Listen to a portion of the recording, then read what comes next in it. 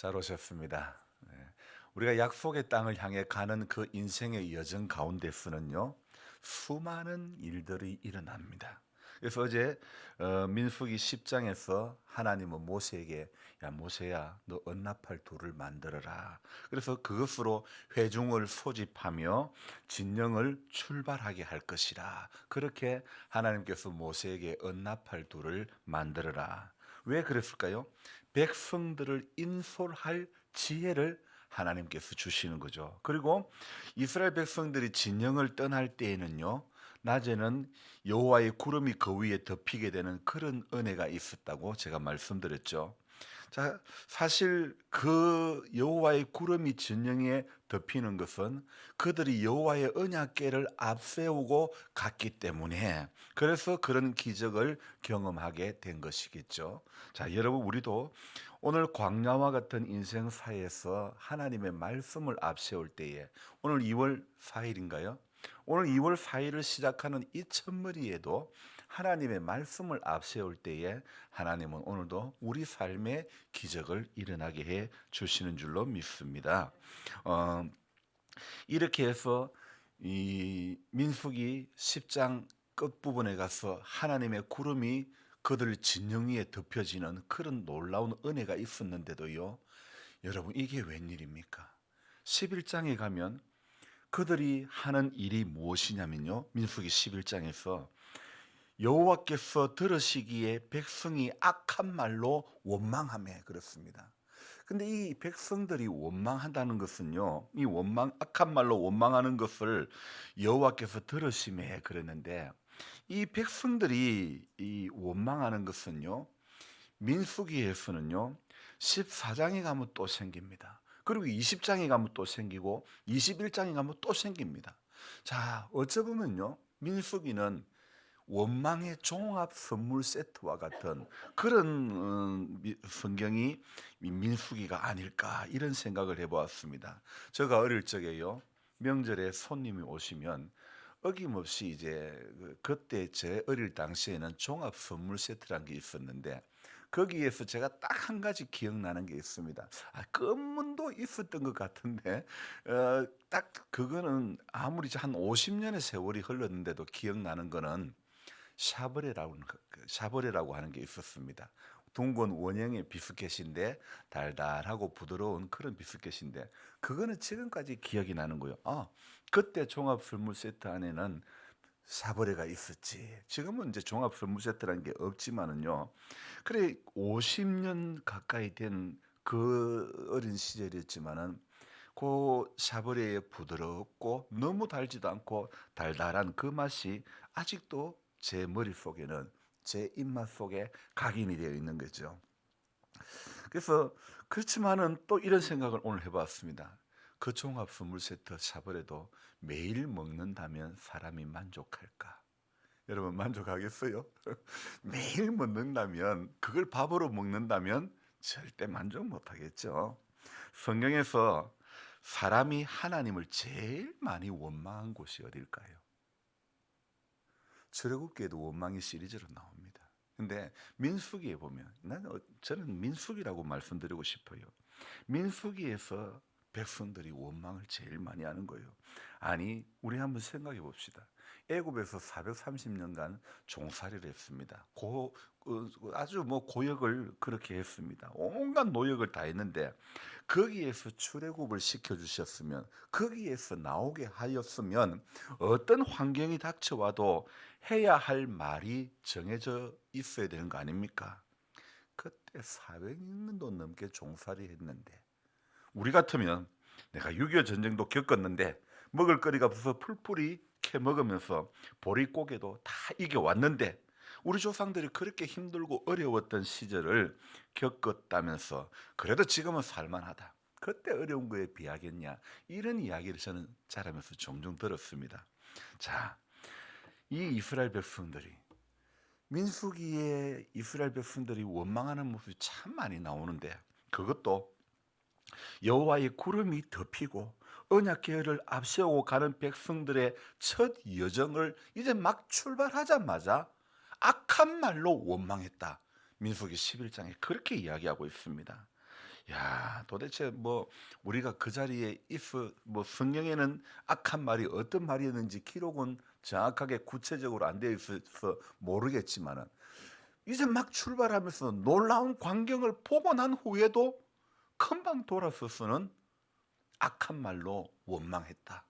이건 마치 우리가 은혜를 받고 예배당 문만 열고 나가면 언제 은혜 받았냐듯이 자연적으로 변해버리는 거하고 똑같은 이치가 될 수 있을 것 같습니다. 자, 다른 곳에서는요, 민수기 14장에서와 20장과 21장에서는 원망했던 이유가 나옵니다. 그런데 11장에서의 원망은 그 뒤에 부연 설명이 하나도 없습니다. 아무런 부연 설명도 없이 백성들이 악한 말로 원망하며 이렇게 되어 있습니다. 아니, 다른 곳에서는 원망했던 이유가 뭐 물이 없었어, 먹을 게 없었어. 이 이유가 있는데 11장에서는 이제 막 출발하는 그 스타트 지점에서는 이유 없이 악한 말로 하나님 앞에 원망하는 그런 모습이 있습니다. 오늘 우리 상원 씨도 이렇게 또 새벽기도 오늘도 나왔는데요. 과거에 2000년도에 사고 난 것이 그때 사고만 안 났더라면 이런 원망이 가득하다면 상원 씨는 지금 건강을 유지 못하는 거예요. 지금 내가 이만큼 생명이 보존되고 지금 이만큼의 건강을 누릴 수 있게 된 것은 정말 하나님 은혜다고 생각할 때에 그때에 하나님께서 내 안에 더 깊은 감사를 주시고 더 건강을 주시고 더 기쁨을 주시고 더 정말 말할 수 없는 그런 은혜를 경험하게 해 주실 것이라고 저는 확신합니다. 여러분, 이해가 안 되는, 아니 이해할 수 없는 그런 일들이 언약궤를 앞세우고 가는 그들에게 일어나는 겁니다. 이유 없이 원망하는 겁니다. 이유 없이 악한 말을 하는 겁니다. 우리가 지금까지 살면서 종종 하는 말이 그 사람 왜 그런지 모르겠네. 이유를 모르겠네. 살면서 이유를 모르겠는데도, 이유가 없는데도, 어떤 특별한 이유가 없는데도 사람이 평소에 하던 행동을 안 하고 다른 행동을 보이는 그런 사람들이 있죠. 오늘 이해가 안 되는, 원망할 이유가 없는데도 원망하는 그런 모습. 오늘 민수기 25장에서도 마찬가지입니다. 이해가 안 되는 사건이 일어납니다. 민수기 22장에서 24장까지 발람과 발락의 사건에서 이미 이스라엘 백성들은 발람 선지자가 돈 받고 발락의 편을 들어서 이스라엘을 저주하는 그런 일 안 하겠다고 그래 하지만은요. 그러나 민수기 25장에서는 알 수 없는, 이해하지 못하는 사건이 발생하는데 그게 뭐냐면 바로 이스라엘 백성들이 이제 시딤에 머물렀는데 거기에 1절에 보니까 그 백성이 모압 여자들과 함께 음행하기를 시작하니라 그렇게 이야기하고 있습니다. 이 시딤이라고 하는 지역은요, 이스라엘 백성들이 가나안 땅에 도착하기 이전에, 가나안 땅 입성하기 직전에 마지막으로 텐트를 친 곳이 바로 시딤이라는 지역입니다. 자, 그러니까 시딤은 눈앞에 가나안이 보이는 곳이고, 그런 지금 이제 우리는 곧 가나안에 들어간다. 오늘 우리 혜림이가 새로 이제 집을 산데 이사를 가는데 어제 계약을 하고 얼마나 가슴이 들떴을까요? 이제 내일이 뭐 우리 집에 들어간다. 얼마나 가나안 땅을 앞두고 그들이 이 시딤에 머물렀을 때 우리 조금만 있으면 저 간다. 조금만 있으면 약속의 땅에 간다. 얼마나 가슴이 들떠야 되는 그런 상황 아닙니까? 그런데 그 시딤 땅에 머물면서 텐트를 치고 있으면서 그 백성이 모압 여자들과 음행하기를 시작하니라. 그렇게 이야기합니다. 약속의 땅 가나안을 앞에 두고 어쩌다가 이런 일을 짓게 되었는지 너무 안타깝습니다. 오늘 1절에 이 음행이라는 단어를 사용하고 있는데 이 말은요, 꼭 성적인 범죄를 지었다는 말은 아닙니다. 하나님은요, 우상 숭배를 두고 말씀하실 때에 종종 음행이라는 단어를 씁니다. 남편을 두고 아내가 외도하는 것과 같다고 우상 숭배를 그런 음행으로 여기시는 겁니다. 그리고 이어 2절에 무엇이라고 말합니까? 그 여자들이 자기 신들에게 제사할 때에 이스라엘 백성을 청하매 백성이 먹고 그들의 신들에게 절함으로. 아이고, 이 말씀 보니까 어떻습니까? 그 여자들이 자기 신들에게 절할 때에 제사할 때에 이스라엘 백성들을 초청했습니다. 그런데 그 백성이 먹고 마심에 그들의 신들에게 절을 했다 이야기하고 있죠. 이 말씀으로 볼 때에 이 백성들이 모압 여자들과 지은 죄는 간음일까요? 우상숭배일까요? 우상숭배죠, 그죠? 우상숭배 이 우상숭배 시띠메스의 음행은요. 민수기 22장에서 24장 사이에 나오는 발락의 속마음에 그 계획했던 것이 그대로 성립이 되는 겁니다. 뭔 말씀인지 다시 말씀드릴게요. 22장에서 발락이 모압 왕 발락이 발람을 돈으로 매수해 가지고 이스라엘을 안 되게끔 해달라고 기도를 해라. 그런 이야기 하는 겁니다. 근데 거기에서 발람 선지자는 들어주지 않지 않습니까? 그런데 오늘 시딤에서 우상 숭배하는 거 어쩌면 발락이 처음 계획했던 것이 오늘 25장 음행의 사건을 통해서 그대로 이루어지는 것임을 우리는 알 수가 있는 것입니다. 그래서 발람을 통해서 저주하기를 바랬는데 어찌됐든 이 안 되었지만은 시딤에서 음행 사건은 이스라엘을 무너뜨리려고 했던 발락의 계획이 그대로 이루어진 것이라고 우리는 볼 수가 있습니다. 여러분 성경에 나오는 수많은 인물들이 있는데요. 그 인물이 단지 그 성경 그 본문에서 끝나는 인물이 있는가 하면 이것이 신약에도 나오고 다른 성경에도 나오는 다른 사건에서 다른 장에서도 나오는 그런 인물들도 있습니다. 그 인물 중에 하나가요. 바로 오늘 구약에 언급된 사람이 신약에서도 똑같이 언급되는 사람들이 여럿이 나오는데 그 중에 한 사람이 이 발람이라는 겁니다. 민수기 31장에도 요한계시록 2장에도요. 발락만 아니라 발람도 이 일이 여기에 이 발람의 이야기가 나오는 겁니다. 발락과 발람의 이 이름도 헷갈려. 둘이 가면 좀 다르게 확실하게 다르게 이야기하는지 또 다 발자로 시작하니까 발람과 발락 이 두 사람의 이야기는 오늘 표면적으로는 민수기 24장으로 끝이 나지만은 거기에서 결론은 발람은 하나님을 두려워하여 이스라엘을 저주하지 않지만은 뒤이어 발락과 함께 이스라엘을 죄에 빠뜨릴 계획을 짜는 겁니다. 왜요? 발락이 제시한 이 쩐이 발락이 제시한 그것이 이 재물이 그 조건이 발람의 마음을 막 흔들어 놓은 거예요. 그래서 이스라엘 백성들에게는 우상 숭배를 금지하는 율법이 있는데 그들도 모르게 우상 숭배에 빠지도록 하는 방법을 생각하는 거예요. 그게 이 시딤에서 모함 여자들과 음행하게끔. 자, 여러분. 그래서 25장을 시작하는 첫머리에 모함 여자들과 음행하기 시작하니라. 그렇게 기록이 되어 있습니다. 발람과 발락의 이야기의 끝이 25장으로 넘어오면서 24장까지 끝나고 25장으로 넘어오면서 음행하기 시작하니라. 처음에는 젊고 아름다운 여인들을 동원하여 친목을 다지고 그리고 점차 그들의 모함 문화 속으로 들어오게 하여 마침내 우상 숭배로까지 끌고 가는데 성공을 하고 마는 겁니다. 질문을 하나 해보면 이스라엘 사람들은 그것이 우상 숭배인 줄 알았을까요? 몰랐을까요? 사람이 살면서요, 알고도 하는 것도 있고 모르고도 하는 거 있습니다. 오늘 저는 생각하기에 여러분도 모르고 한 것 같죠, 그죠? 이 이스라엘 백성들이요, 처음에 먹고 마시면서 젊은 여자들하고 친목을 이렇게 다지면서 그렇게 우상 숭배에 자신도 모르게 참여하게 되면서 마침내 하나님의 진노를 사고 말았던 거죠. 하나님께서는 크게 화가 나셨습니다. 그 벌로 백성의 수령들과 우상 숭배에 가담한 사람들을 가려내어 죽여라. 오늘 3절에 보니까 이스라엘이 바알 보올에게 가담한지라 여호와께서 이스라엘에게 진노하셨다. 4절에 여호와께서 모세에게 이르시되 백성의 수령들을 잡아 태양을 향하여 여호와 앞에 목매어 달라. 그리하면 여호와의 진노가 이스라엘에게서 떠나니라. 자, 그렇게 백성의 수령과 우상 숭배에 가담한 사람을 가려내어 죽이라고 명령했죠. 벌은 여기서 끝이 아닙니다.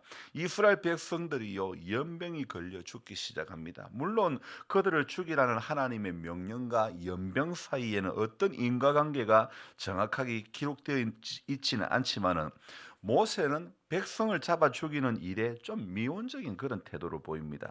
모세가 이런 행동을 취하자 하나님께서 직접 나서십니다. 환란이 닥치자 백성들은 자신의 죄를 깨닫고 어떻게 됩니까? 6절에 이스라엘 자손의 온 회중이 해망문에서 어떻게 하고 있다고요? 울 때에 이스라엘 백성들이 우상 숭배라고 해망문 앞에 모여 울기 시작합니다. 회개하기 시작합니다. 그런데 6절에 이 끝에 중간에 보면 기가 막히는 사건이 발생합니다. 한번 읽어봅시다. 이스라엘 자손 한 사람이 모세와 온 회중의 눈앞에 미디안의 한 여인을 데리고 그의 형제에게로 온지라. 지금 백성들이요 이 바알볼에게 가담한 사람 다 죽이라 이 명령이 떨어지니까 이스라엘 자손의 온 회중이 회막 문에서 우는 그 시점에 이스라엘 자손 중에 한 사람이 모세와 온 회중의 눈앞에 백주 대낮에 미디안의 한 여인을 데리고 그의 형제에게 왔다고 이야기하고 있지 않습니까? 이게 뭔 말입니까? 백성의 지도자 중 한 사람인 이 시므리라는 사람이 뻔뻔하게도 미디안의 한 여인을 이스라엘의 진영에 데리고 들어온 겁니다. 이방 민족과 화친 때문에 그렇게 큰 일을 겪고도 아직도 정신을 못 차리고 있는 겁니다. 이를 본 제사장 가문의 한 사람 비느하스가 화를 참지 못하고 창을 들고 가서 어떻게 합니까? 손에 창을 들고 7절에 비느하스가 보고 회중 가운데서 일어나 손에 창을 들고 8절에 어떻게 해요? 이스라엘 남자를 따라 그 막사에 들어가 이스라엘 남자와 그 여인의 배를 꿰뚫어서 두 사람을 죽이니 어떻게 됐다고요? 연병이 이스라엘 자손에게서 그쳤더라. 자, 제사장 가문의 한 사람 비느하스가 이걸 참지 못하고 창을 들고 와서 막사에 들어가서 둘이를 찔러 죽였습니다. 그렇게 두 사람을 죽이니 연병이 이스라엘 자손에게서 그쳤더라. 이스라엘 백성에게 내려졌던 연병은 비느하스의 이 행동 때문에 멈춰졌죠. 어쩌면 하나님은 모세가 약간 미온적인 태도를 보이니 모세를 대신해서 비느하스의 마음을 움직여서 이렇게 비느하스 덕분에 이스라엘 백성들이 연병이 그치고 기회를 다시 가지게 되는 겁니다. 여러분 가나안 그 인근 지역은요 어떤 사람들이 살았냐면 하나님을 알지 못하는 민족들이 사는 거예요. 그들과의 화치는 어쩔 수 없이 우상 숭배로 이어질 수밖에 없는 겁니다. 그래서 하나님은 이스라엘 백성들이 하나님을 잊어버리고 타락하게 될 것을 염려해서 그들하고 화친하지 마라. 너희들이 그 땅에 들어가거든 통혼하지도 말라. 가나안 땅을 점령할 때는 남녀노소를 막론하고 모두 진멸을 하라. 그렇게 명령하신 것도 바로 그런 이유 때문이었죠. 우상 숭배는요 생명을 걸어야 할 만큼 정말 무거운 죄로 여기시는 겁니다. 문제는요 이스라엘 백성은 그렇지 않다는 겁니다. 그들은 부지중의 우상 숭배에 빠지게 된 것입니다.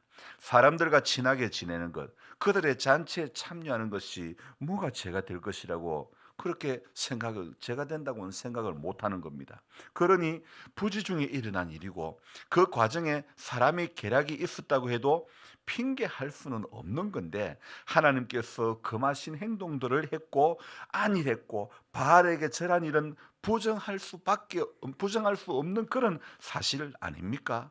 우리 역시요 부지 중에 우상 숭배의 죄를 저지르지 않도록 주의를 해야 됩니다. 하나님께로부터 멀어지는 것, 말씀과 기도로부터 멀어지는 것, 그런 모든 것은요 우상 숭배하는 자리로 나도 모르게 가게 된다는 것 알아야 됩니다. 그래서 하나님께서 계셔야 할 우리 마음의 자리에 하나님 아닌 다른 것들로 채워지면 그게 전부 우상이라는 거죠. 처음에는 죄도요, 처음에는 작은 죄로 시작하는 것이 그 작은 죄들이 큰 우상 숭배의 범죄로 이어질 수 있음을 기억하고 경계를 해야 되는 것입니다. 그래서 저와 여러분들은 우상 숭배는 생명을 걸어야 할 만큼 무거운 죄임을 잊지 않고 스스로를 잘 점검하는 그런 우리들이 되어야 되는 것입니다. 기억해야 될 것은요, 주님은 재림하실 때 뭐 타고 오신다 그랬죠? 성경에 뭐 타고 오신다고 했죠? 예? 자가용 타고 구름 타고 오신다 했죠. 마귀는 뭐 타고 올까요? 마귀도 구름 타고 올까요? 마귀는 한 글자, 틈을 타고 오는 거예요. 예, 틈을 타고 오는 거예요. 바로 마귀는 틈을 타고 오는 겁니다. 그래서 오늘도 영적으로 빈틈을 주지 않으려고 주일날 제가 말씀드리지 않습니까? 징금다리가 52개의 징금다리가 있는데 주일 하나 빼먹으면 그 다음 징금다리를 건너가려 그러면 똥물에 빠져야 된다니까. 세상에 온갖 더러운 똥물에 다 빠져야 된다니까. 그래서 우리가 틈을 주면 안 되는 거예요. 뭐 그까이 뭐 하나님 그래도 이해하실 거예요. 하나님은 이래도 저래도 다 이해하셔. 그런데 내 신앙이 틈이 생겨 가지고 우리는 세상의 똥물에 들어간다는 겁니다. 그렇게 세상의 똥물에 들어가지 않으려면 우리의 마귀에게 오늘 틈을 주지 않아야 되는 거예요. 하나님은 우리에게 기회를 주는데 우리는 마귀에게 기회를 준다니까. 그런 어리석은 신앙이 되면 안 되는 것입니다. 작은 죄가 큰 우상 숭배의 자리로 나아가게 되는 거예요. 그래서 우리는 오늘 작은 것에도 틈을 주지 맙시다. 제가 중학교 다녔던 그 중학교는요, 이 미션 스쿨이었는데 거기 딱 본관에 들어가면 이 말씀이 있는 거예요. 지극히 작은 것에 충성된 자는 큰 것에도 충성되고 지극히 작은 것에 불의한 자는 큰 것에도 불의한다. 여러분 우리 작은 것 하나에 오늘도 충성하고 작은 것 하나에 주님의 마음을 품고 나아가면요 마귀가 틈을 못 찾는 거예요. 우리 지극히 작은 것 하나 사람을 대해도요 유명한 사람 아니라 정말 보잘것없는 우리 보기에는 참 아무것도 아닌 사람 같아도 소자에게 한 것이 누구에게 한 것이라고요? 주님에게 한 것이다. 그 말씀을 꼭 기억하시고 저와 여러분들이 오늘도 작은 것 하나에 작은 분, 남들이 알아주지 않는 분들, 그런 분들에게도 소외된 그런 분들, 연세 많으셔서 아무 인기 없는 분들이라 할지라도 주님의 마음으로 다가가야 될 줄로 믿습니다. 기도하겠습니다. 하나님 아버지, 새로운 한 날을 또 시작하면서 말씀 앞에 서고 기도하는 자리에 우리를 불러주신 것 하나님 오늘도 감사드립니다. 마귀에게 틈을 주지 않기를 원합니다. 잠시라도 틈이 있으면 그 틈을 타서 마귀가 우리의 마음밭에 포진하여 하나님의 뜻과는 상반된 그 길을 걸어가게 하기 때문에 우리 오늘도 말씀과 기도로 하나님 이 하루도 마귀에게 틈을 주지 않는 우리들 되어지게 해 주시옵소서. 정말 힘들고 어려운 몸뚱아리지만은 오늘도 이 몸뚱아리를 끌고 주님 앞에 왔습니다. 주님 한 걸음 한 걸음 주 예수와 함께 날마다 우리 걸어가는 한 사람 한 사람 되게 해 주시옵소서. 신앙의 여정 속에 가나안 땅으로 가는 여정 속에 수많은 일들이 일어나는데 까닭없이 원망하는 이스라엘 백성들의 모습을 볼 때에 우리는 어떤가? 나도 세월의 흐름 앞에 약해진 몸뚱아리 앞에 까닭없이 원망하고 까닭없이 불평하고 하는 그런 인생은 아닙니까? 하나님, 천만 가지 다 좋은 것을 주셨음에 인간이 에덴에서의 그 즐거움을 영원히 누리지 못하고 그만 것을 먹고 말았을 때에 인간은 에덴에서 쫓겨나고 말았고 정신토록 일을 해야 되고 해산하는 고통이 더해졌는데 우리 안에 들어온 죄로 말미암아 인생은 죽음을 맛볼 수밖에 없는데 하나님, 우리 하나님, 그 가운데서 우리는 깨닫기를 원합니다. 주님, 수많은 말씀이 떨어져도 깨닫지 못하는 어리석은 인생 되지 않기를 원합니다. 한 절의 말씀만 잘 붙잡아도 주님 앞에 서게 될 줄로 믿습니다. 주님, 말씀을 몰라서 하나님 인생이 망하는 것이 아니라 하나님을 알지 못해서 인생이 오늘도 패역의 길을 걸어가는 것입니다.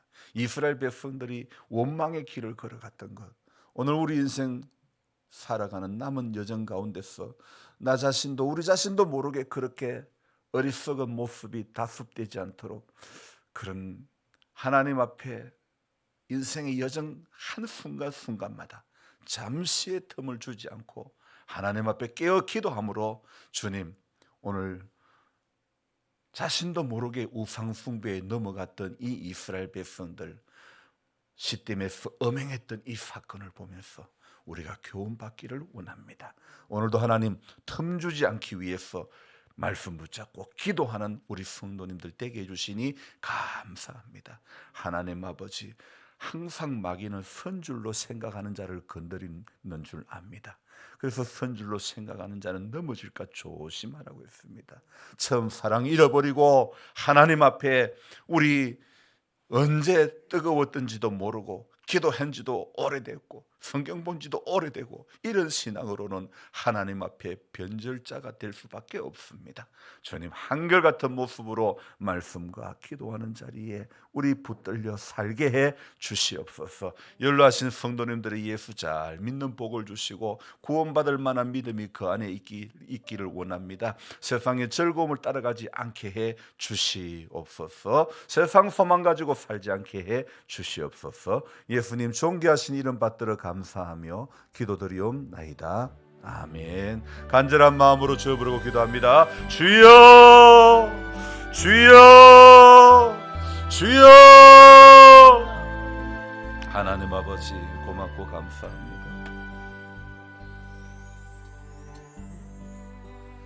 우리에게